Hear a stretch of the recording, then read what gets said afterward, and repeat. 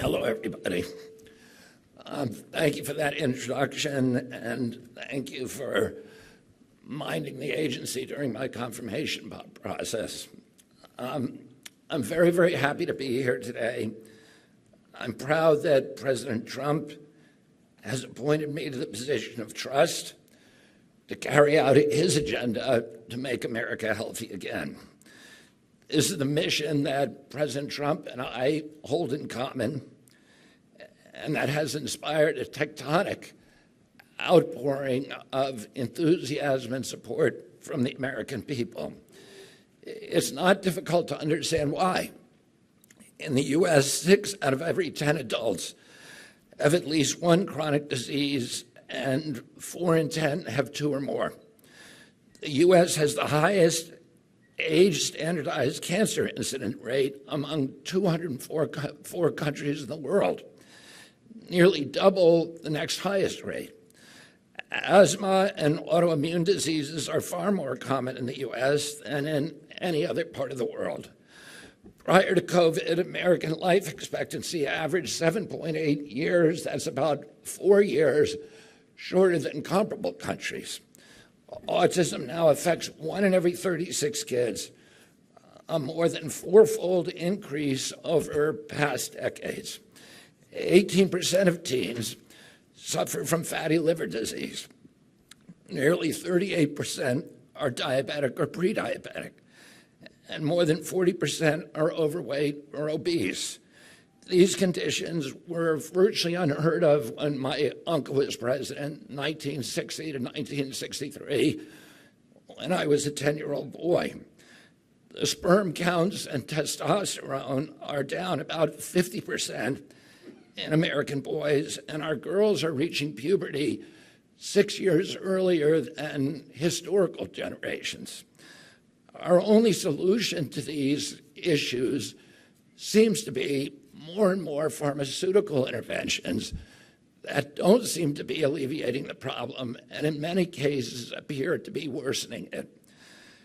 Over-medication, particularly in children, is a growing issue. More than 3.4 million American children are currently taking medication for ADD and ADHD, and yet the numbers continue to rise.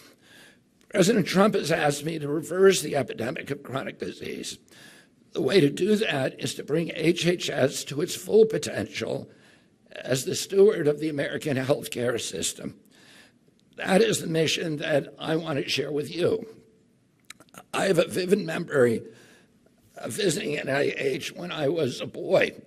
My mother, a woman who worked for my mother, had a husband who was an NIH scientist. And when I was that age, I wanted to be a scientist. And he would bring me to NIH, to the labs, to look at the rats and the guinea pigs, and to look through the microscopes. And for me, that was an extraordinary thrill to see scientists who were engaged in this existential search for existential truths, and who were working to make our country stronger and to make our people stronger. Those were different times. America was at the apex of its power and prestige, and all the world looked to us for leadership. This was particularly true of NIH and CDC and FDA. They provided the gold standard of science and research, trusted the world over. They produced scientific heroes like Bernice Eddy, Sarah Elizabeth Stewart, and Frances Kelsey. Frances Kelsey was, of course, the young FDA scientist who, through her own stubbornness and integrity, saved our country from the scourge of thalidomide and left a wake of grim birth defects and grotesque mutations and deformities across Europe. In 1962, my uncle John F. Kennedy honored Stewart with the President's Award for Distinguished Federal Civilian Service, the government's highest civilian honor. The greatness of NIH was rooted in its unimpeachable integrity. It truly deserved the reputation for conducting science in the public interest. Countries that didn't have their own research institution, for example, the new countries of post-colonial Africa, trusted American science so much, and many of them wrote into their own laws, if the FDA approved it, then it's approved in our country as well. I want the agencies under HHS to earn that level of global trust. And what is the path to public trust? The path to trust is always through transparency. Transparency is the foundation of science, and it is the foundation of democracy. I think it's significant that an overwhelming majority of the men who signed the Declaration of Independence, who were this nation's founding fathers, were also citizen scientists.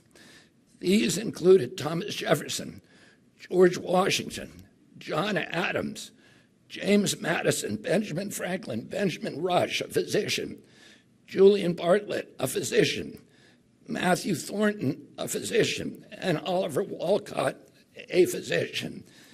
Science and democracy were born together during the Enlightenment, and they share the same ideals for openness, for public access, and for transparency. Science and democracy flourish from the free and unimpeded flow of information. No one trusts science that isn't transparent about its research hypothesis, its raw data, or its conflicts of interest. No one trusts a government built on lies, on secrets, on cover-ups, and propaganda. That's why my uncle famously observed that the word secrecy is repugnant to a free and open society. Healthcare policy has been the subject of intense controversy for 20 years. But have you noticed that the controversy is almost entirely about who pays for it?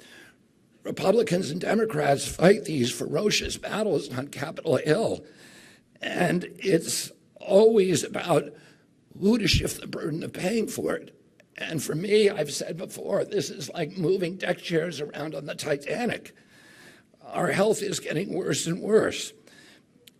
And when the total costs are over $4 trillion, as they are now, there is no good solution, only less bad ones. We need to start asking a very different question. Regardless of who pays, why are we paying so much? Well, which is, by the way, 2 to 3 times what European nations pay for better, for worse health outcomes. Well, corruption and efficiency may be part of it. But the main reason is quite simply that Americans are very, very sick. We are, in fact, the sickest nation on earth with the highest chronic disease burden in the world or in the history of the world.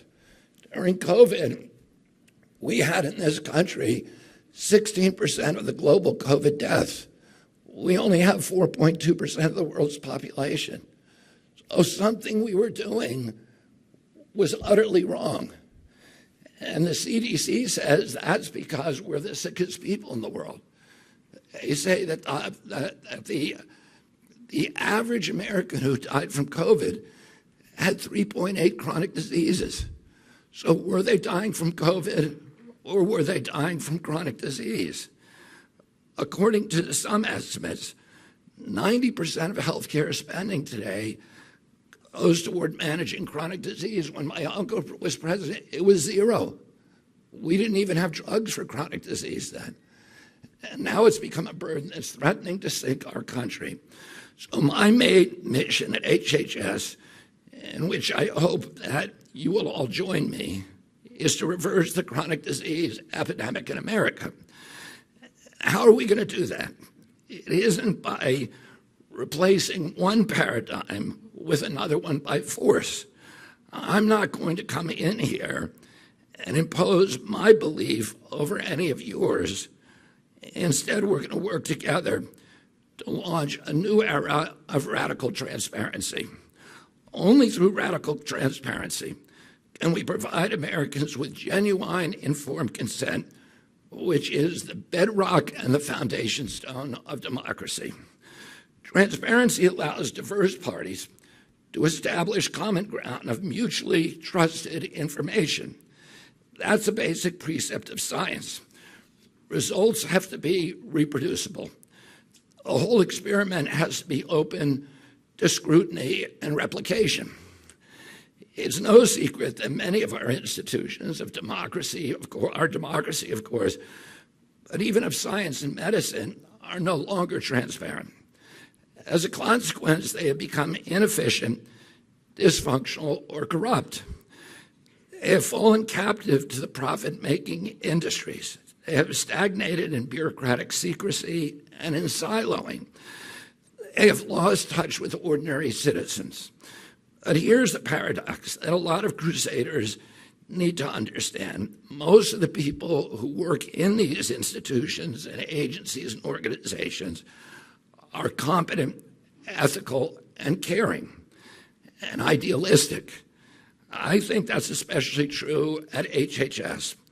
When I was a boy, I particularly admired the scientists that I saw there because I thought these are the smartest people in the world, and yet they're not receiving much money. They're very low paid compared to people who are using high IQs to acquire things and to acquire status and money. That means they must have been motivated by something higher, something more idealistic. And I still believe that today. I believe that most of you here are not here for the money. You don't enter government service to get rich. That's for sure. On a basic level, I trust the idealism of most of the people who work at HHS. I also understand the corrosive power of money as it infiltrates and captures institutions like ours. My goal as secretary here at HHS will be to create a culture of competency, of ethics, of openness, of transparency, of caring, of pride, so that individuals who share these ideals can flourish and thrive. Sure, those who are unwilling to embrace those kind of ideals can retire. And I understand that it is a system and not the people in it that is the main problem. This is how the agencies under the HHS umbrella will recover their reputations as unimpeachable sources of scientific information to guide policymaking, medical professionals, the public, and the whole world. We will remove conflicts of interest from the committees and research partners whenever possible, or balance them with other stakeholders. We will shut the revolving door to reestablish public trust. We will make our data and our policy process so transparent that people won't even have to file a FOIA request. Another reason why our agencies have lost public trust is that they become too politicized. Well, our health should not be a political issue. As I said to President Trump the other day, there's no such thing as Democratic children or Republican children. These are all of our children, and all of us want to keep them healthy. It should be an issue of science and an issue of basic human compassion. Science gets politicized when power and profit are involved, and power and profit are blind to compassion. Reducing the influence of money, therefore, goes hand in hand with depoliticizing HHS. I've spoken of science, and now let me speak about compassion.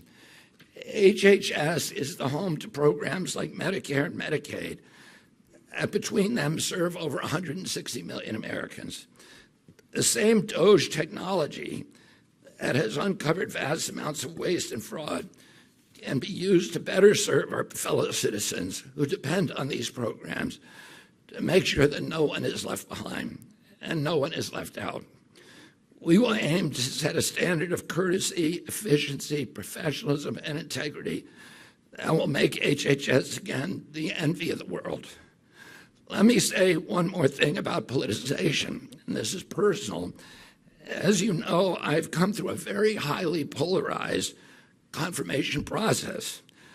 The fog of narrative warfare has made it hard to get a sense of who I am and what I believe and what I represent. A lot of times when I read these articles characterizing me, I think to myself, I wouldn't want to work for that guy either. So, since we all are here together, I have a request to make from you, my new colleagues.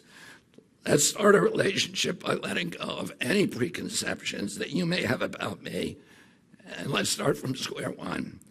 Let's establish a mutual intention to work toward what we all care about, the health of the American people.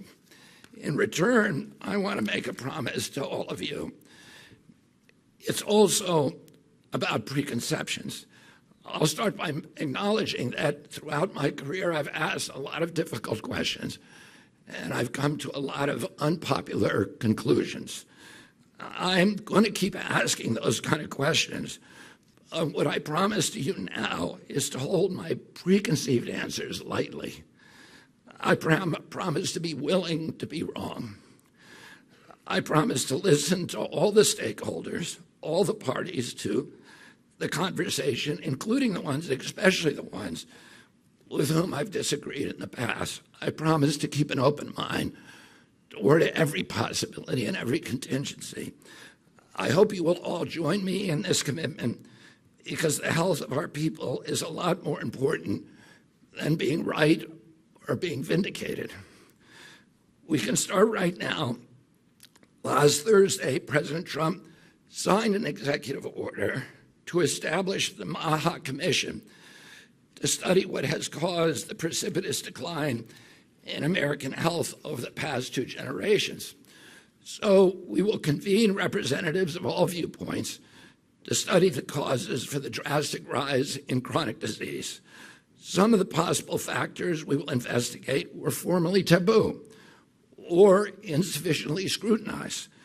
The childhood vaccine schedule, electromagnetic radiation, glyphosate, other pesticides, ultra-processed foods, artificial food additives, SSRI and other psychiatric drugs, PFAs, PFOAs, microplastics. Nothing is going to be off limits. Whatever belief or suspicion I have expressed in the past, I'm willing to subject them all to the scrutiny of unbiased science. That is going to be our template, unbiased science. That's something that will make us all proud of this agency and of our role in restoring American health. Let's commission research that will satisfy all the stakeholders once and for all. Let's use protocols that we all agree on in advance and not alter the outcomes of studies when they're halfway through and that they look inconvenient.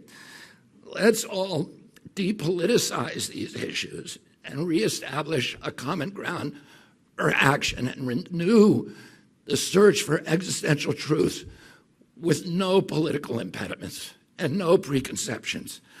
Finally, I want to ask you to think about an even larger challenge to this agency.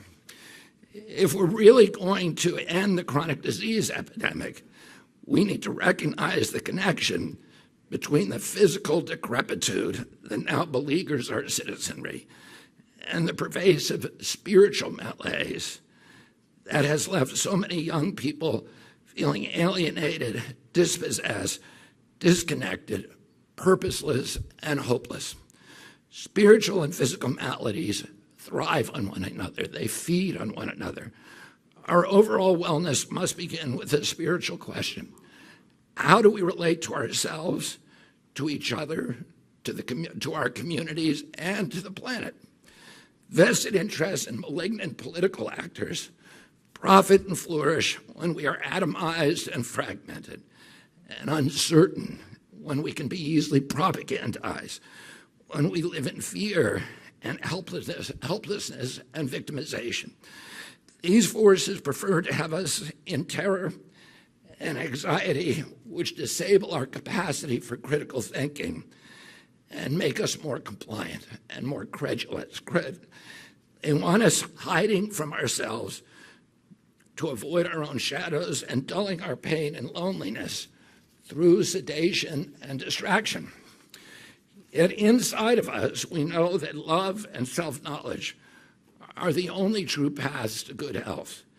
Here at HHS, we need to take on the task of guiding our country and the world to question, towards skepticism, towards engagement, to discover our own paths to living our fullest lives, unleashing the potential in every one of us to make good personal choices that allow us to nourish, to heal, and to develop ourselves. Only this path will make us effective citizens in a democracy. This is decidedly the American identity that we want for our children and their children.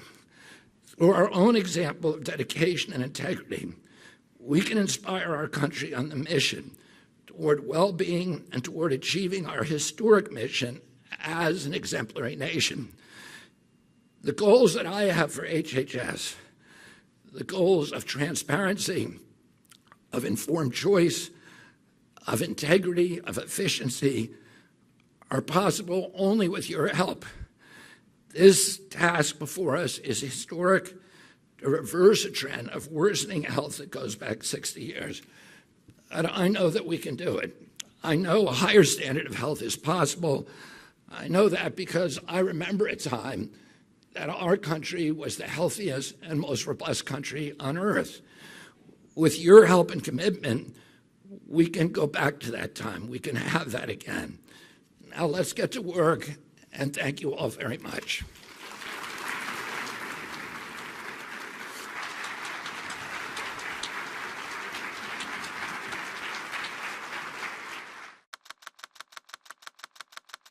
Produced by the U.S. Department of Health and Human Services.